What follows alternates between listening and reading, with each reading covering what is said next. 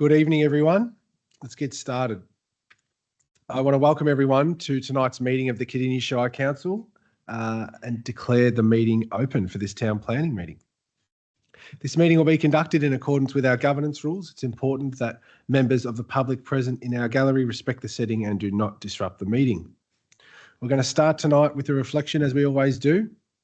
I would ask those gathered to join us now for a few moments of silence as we reflect on our roles in this chamber.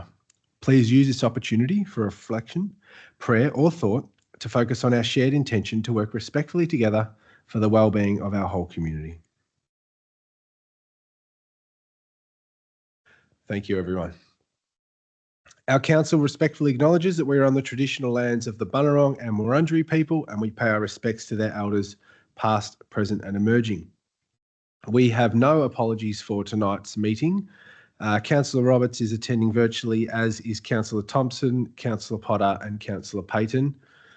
And we can see their faces on the screen there, so that is fine with our governance rules. Councillors, are there any declarations of interest in relation to tonight's agenda? I see none, so we'll note that. Thank you. Let's get stuck into ordinary business. Agenda item 5.1, T240258 PA. Subdivision of land into 4 lots, consolidation, thank you, I see that, consolidation and re-subdivision at CA9 Sec G, Harewood Park Road and Lot 4 on PS 627026, 19 Knight Road, Gembrook.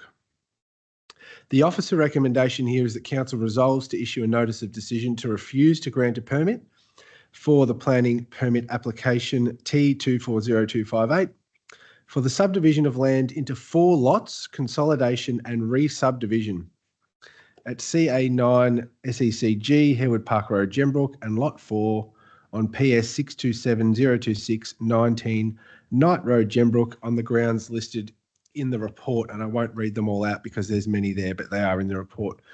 Councillor Nicol. Thank you, Mayor. I would move an alternate motion. Okay, thank you. Please present that to the council.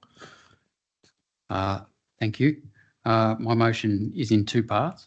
Part A is planning permit application T240258 approval, that council resolve to grant planning permit T240258 for subdivision of the land into 4 lots, consolidation and re-subdivision, known and described as CA9 Section G, Harewood Park Road, and Lot 4 on PS 627026, 19 Knight Road, Gembrook 3783, as per the following table and subject to the below conditions.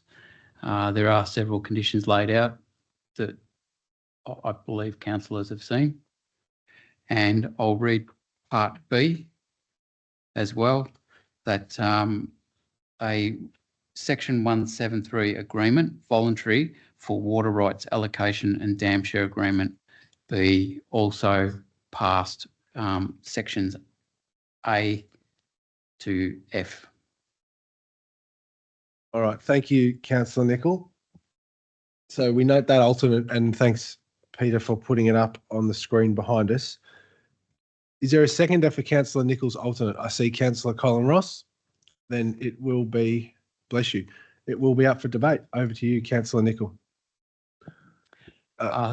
Thank you, Mayor.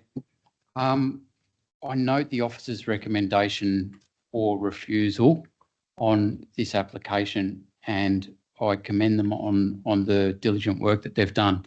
There's a lot of points in the officer's report that actually substantiate the recommendation for refusal.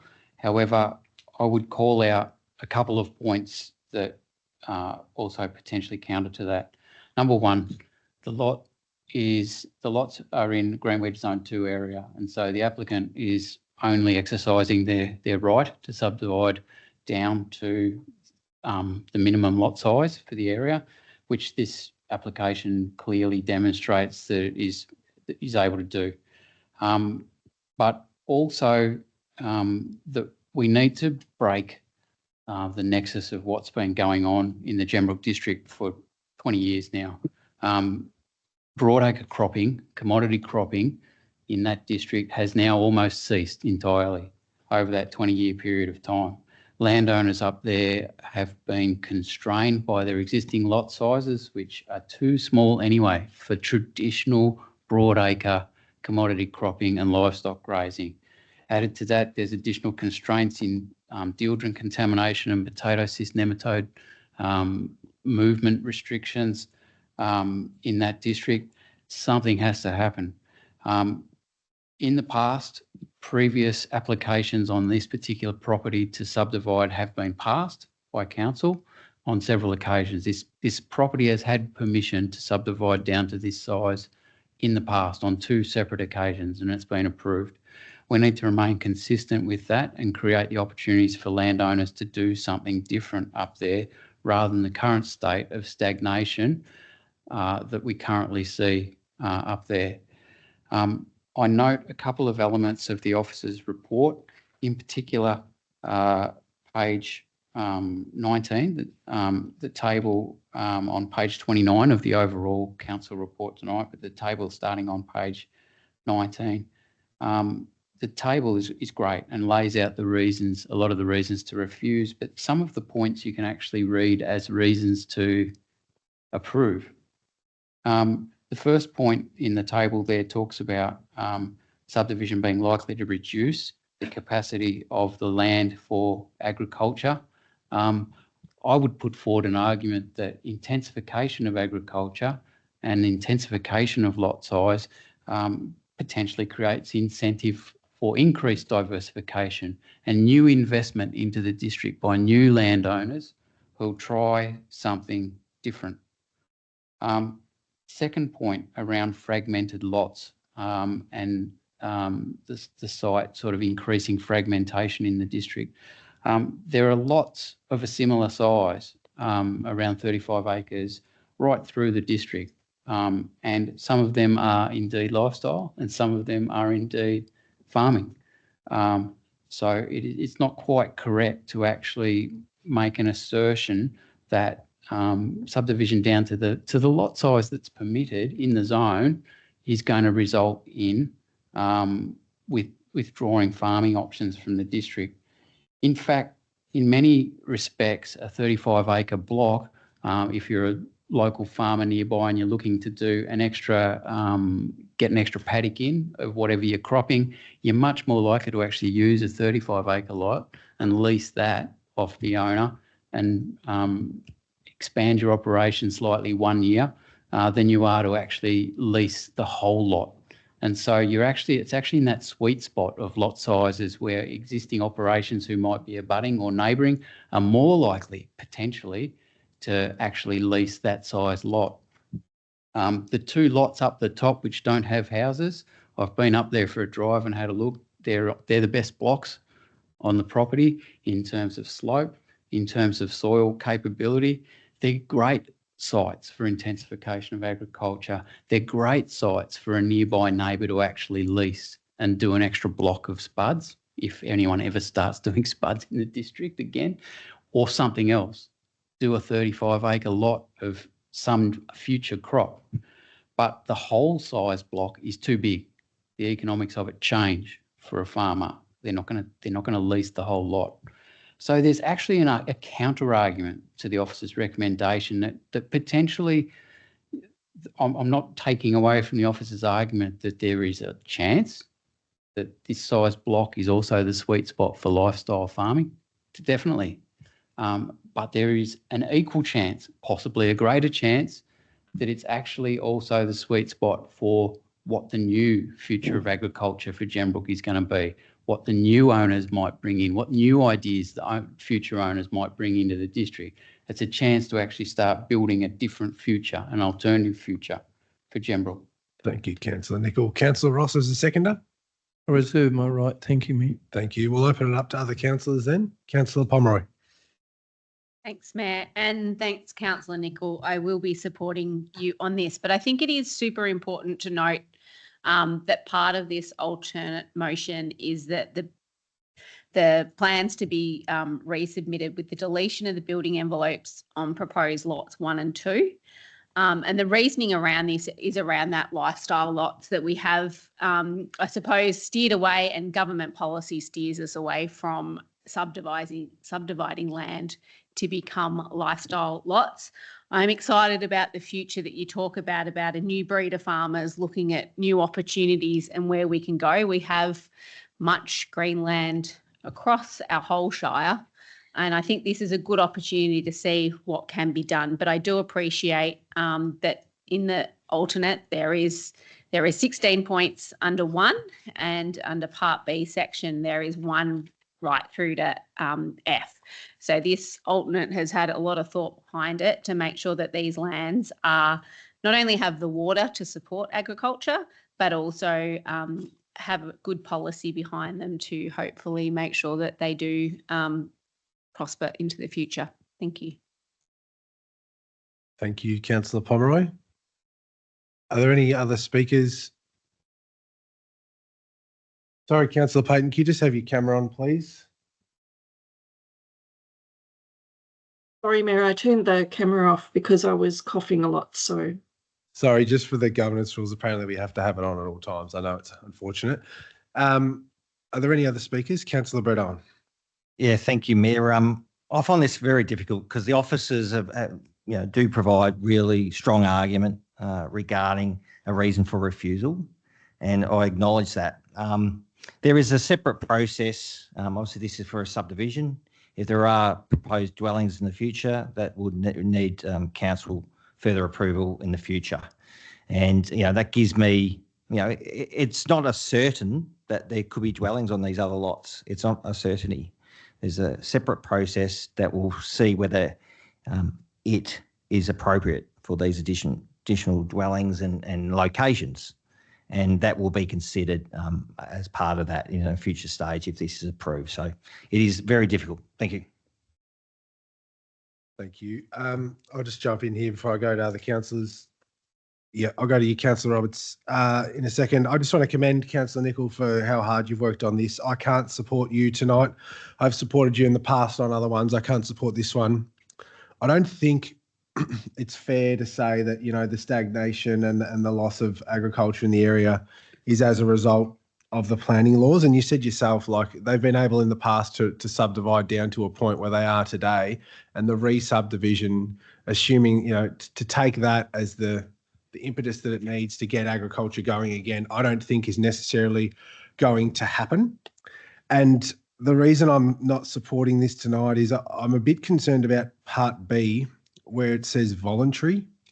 I think in a planning agreement, when we're passing something at council where it's voluntary, it's not watertight enough for me. So I appreciate that, everyone has good intentions and things like that, but when things get difficult or when things get expensive, voluntary seems to fall to the wayside. So I'm not going to support this alternate. I'm going to support our planning officers, but that's not to take away from the intent of what this alternate's trying to achieve and what I know you're very passionate about. And I'm sure I'll be supportive of other things that you put up in the future, but I just can't get on board with this one. But thank you. I'll go to you now, Councillor Liz Roberts. Thank you, Mayor. I will be supporting the alternate put by Councillor Nicol. I do feel that the land prices and the leasing costs for a larger block could be challenging for someone wanting to expand their farming venture. And I do feel that there's more land that is not being used, and this might provide an opportunity for someone to pick up, 1 or 2 of these lots to get activity happening.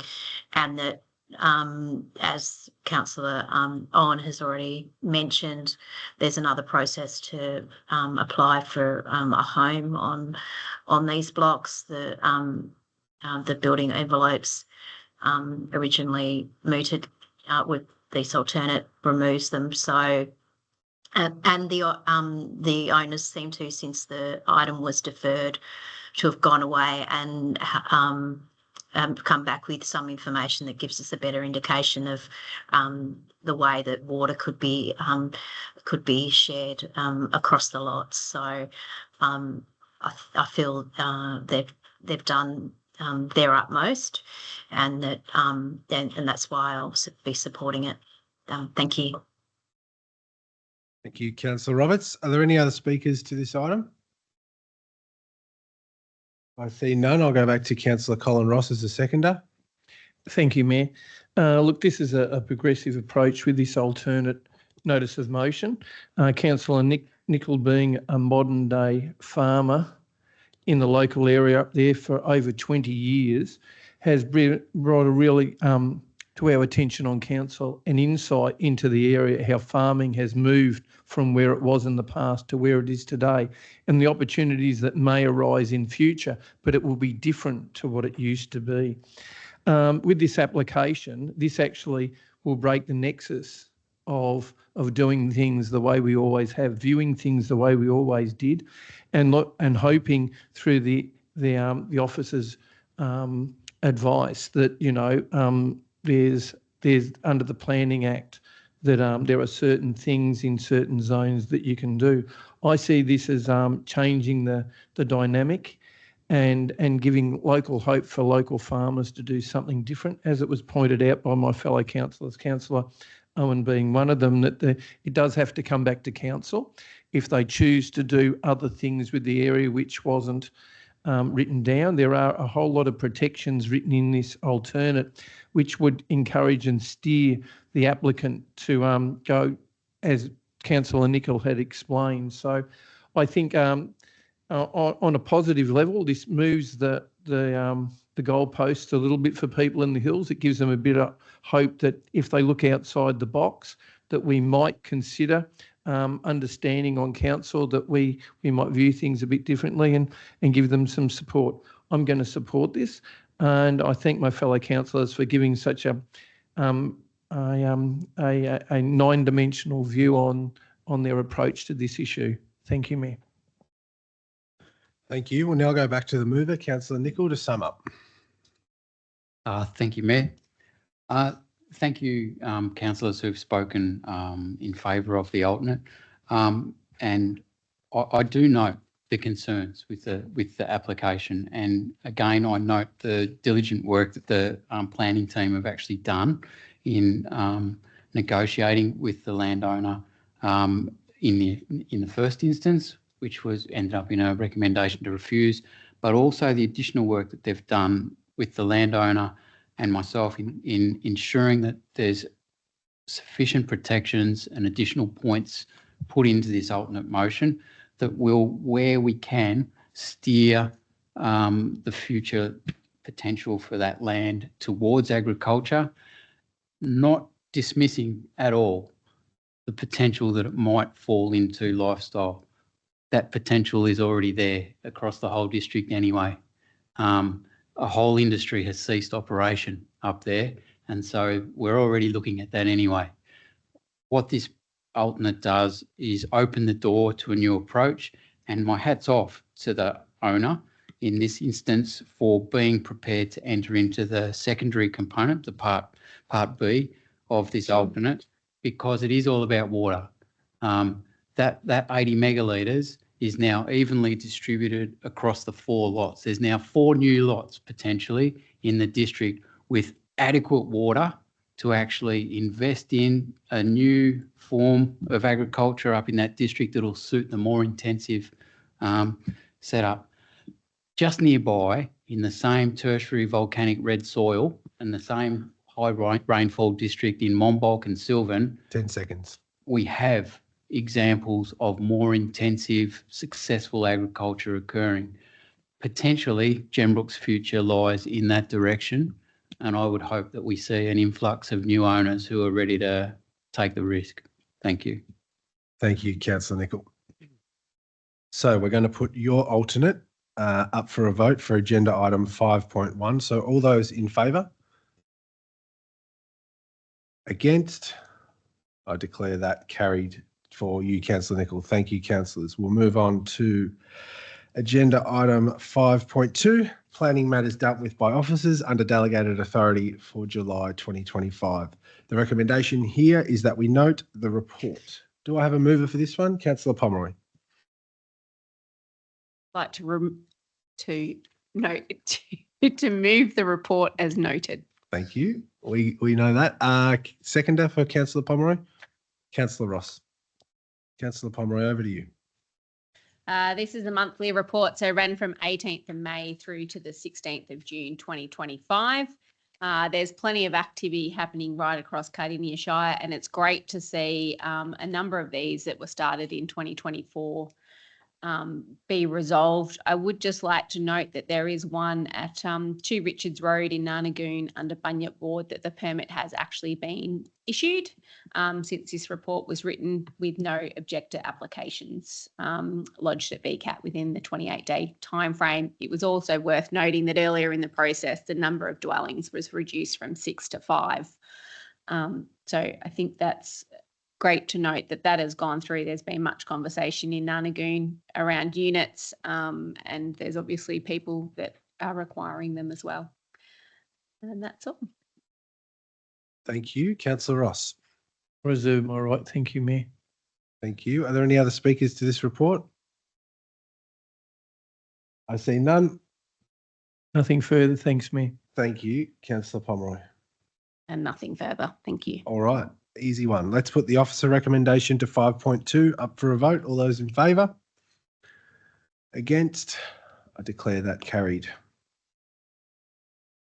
5.3, our Planning Matters VCAT report for July 2025. The recommendation here is that we note the report. Do I have a mover? I see Councillor Owen. Thank you, Mayor. I move the officer's recommendation that council note the Planning Matters VCAT report, July 2025 report. Thank you. Is there a seconder?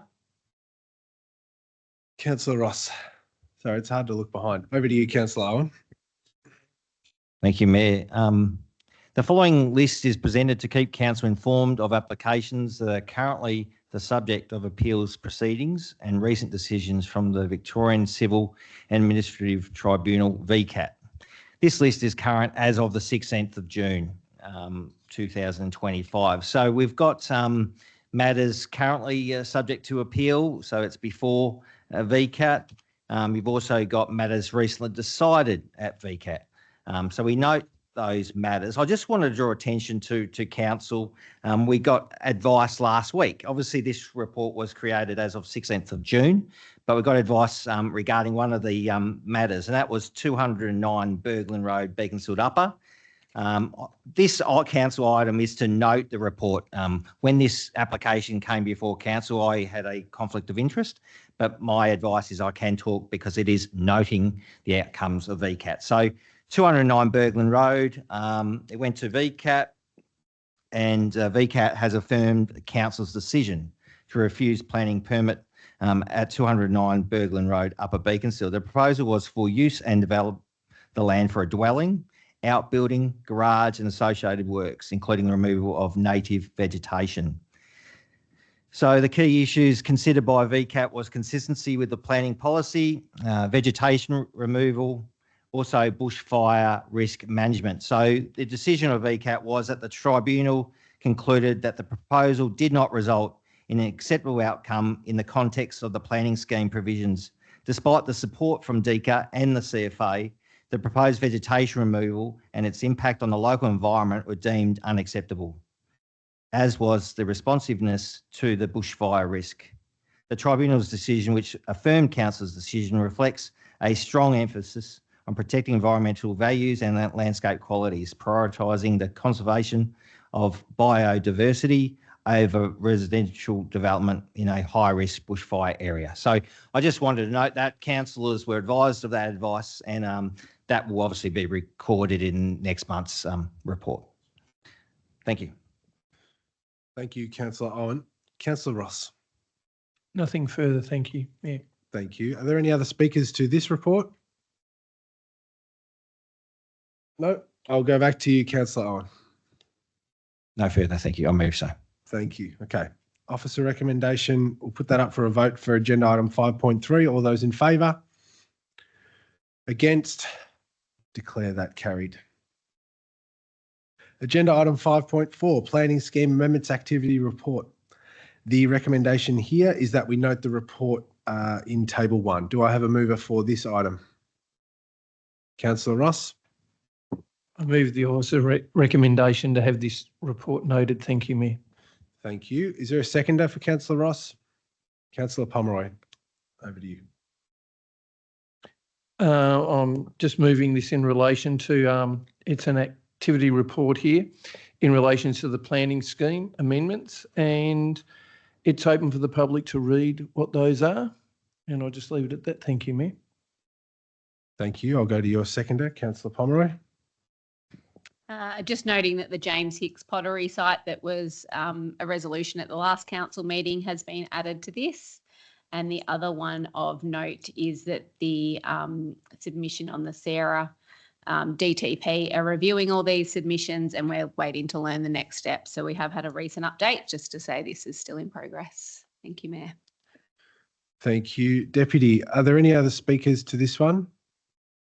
I see none. I'll go back to you, Councillor Ross. Nothing further. Thanks, Mayor. Thank you. All right, so we'll put the officer recommendation to 5.4 up for a vote. All those in favour? Against?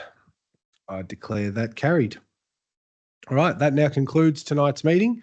Thank you very much for your attendance. Thanks to those councillors who could join us online. The next council meeting will be on the 21st of July at 7 p.m. right here, and I now declare the meeting closed just before 7:30.